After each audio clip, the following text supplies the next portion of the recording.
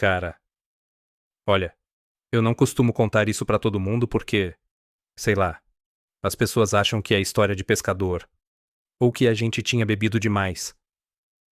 Mas eu sei o que eu vi. O Diego sabe o que viu. E o Lucas? Bom, o Lucas não consegue nem ouvir o barulho de um cachorro latindo à noite que ele já começa a passar mal.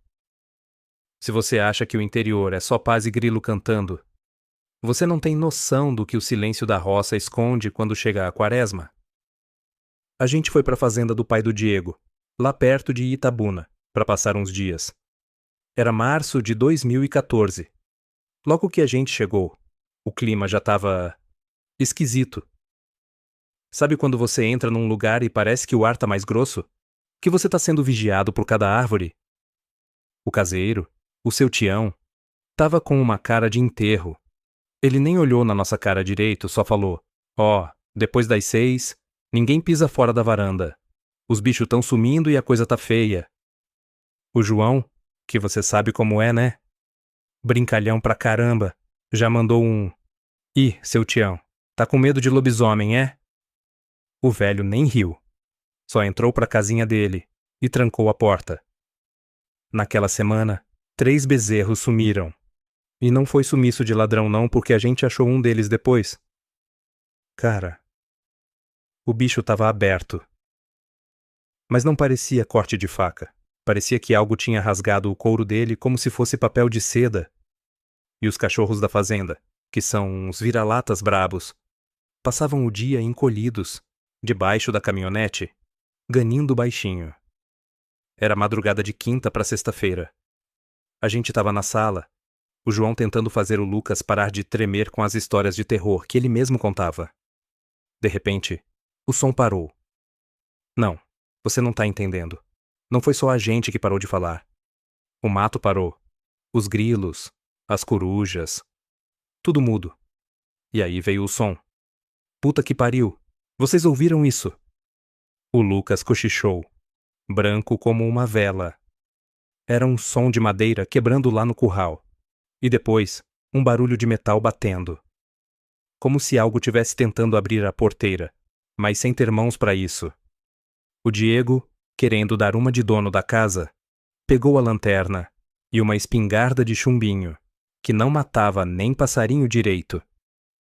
Vamos lá ver o que é. Deve ser algum bicho preso.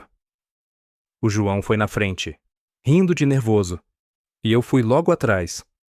O Lucas veio quase pendurado na minha camisa, a caminhada no escuro. O caminho para o curral parecia ter quilômetros. A luz da lanterna do Diego cortava a escuridão, e a gente só via poeira e mato seco. O cheiro. Cara, o cheiro tava horrível. Cheiro de carniça misturado com algo azedo, tipo cachorro molhado, só que 1000 vezes pior. Quando a gente chegou perto da cerca, o Diego parou a lanterna. Tinha uma marca no chão, na lama perto do bebedouro. Gente, que porra de pegada é essa? Eu perguntei. Não era de boi, não era de onça, era... parecia uma mão humana, mas com garras compridas e as almofadas da pata de um lobo. Era enorme, maior que a minha mão aberta. Foi aí que a gente ouviu a respiração. Não vinha de longe. Vinha de cima do telhado de zinco do curral. Uma respiração pesada, ruidosa. Rua. Rua. Como se o bicho tivesse o pulmão cheio de sangue. O Diego apontou a lanterna para o telhado. Por um segundo, eu juro, eu vi 2 globos amarelados brilhando. Não eram olhos de bicho normal. Tinham uma inteligência ali, uma raiva. O bicho era grande, escuro, uma massa de pelos pretos e opacos. O João, que estava sempre rindo, ficou mudo. O silêncio foi quebrado pelo grito do Lucas quando o bicho pulou. Ele não pulou na gente. Ele pulou no meio do pasto. E a velocidade daquilo... Meu irmão, não existe nada na natureza que se mova daquele jeito. Ele corria em 4 patas, mas as costas eram arqueadas como as de um homem. E o pior, enquanto ele corria, ele soltou um som. Não foi um uivo. Foi um ganido que parecia uma pessoa tentando gritar o nome do Diego. Di... Gol! Aquela voz fina, arranhada, saindo daquela coisa. Eu senti meu estômago girar. O João caiu no chão, paralisado. Aquilo chamou o nome dele, Rafael. Aquilo chamou o nome dele. A perseguição.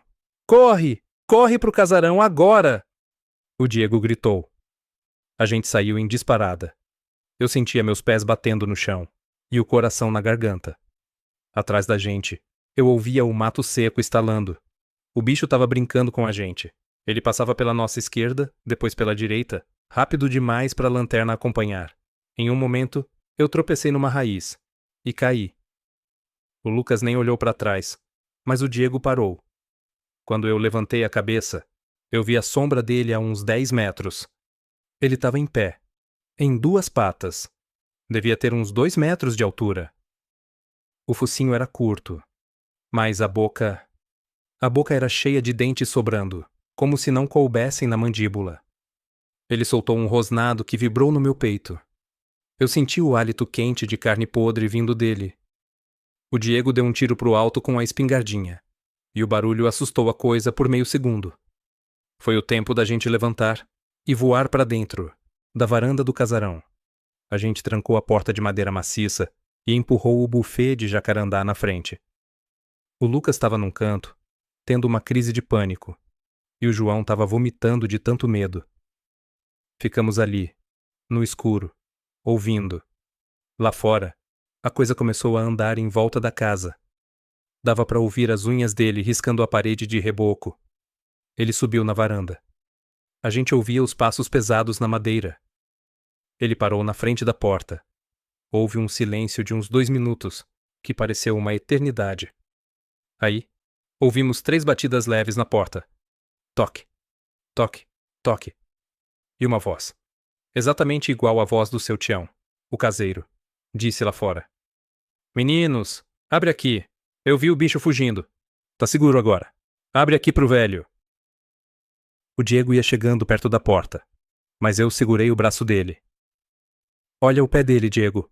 Olha por debaixo da porta. Pelo vãozinho lá embaixo, com a luz da lua, a gente não viu as botas de borracha do seu Tião.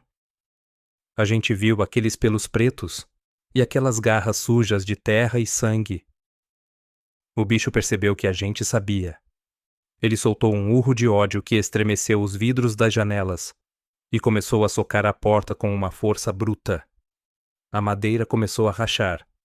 A gente correu para o quarto do fundo, se trancou lá e rezou. Cara, eu nunca rezei tanto na minha vida.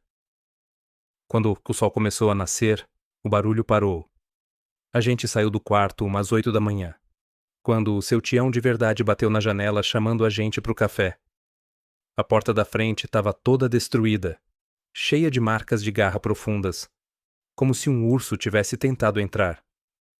O seu Tião olhou para a porta, olhou para a gente e só disse: Eu avisei para não saírem.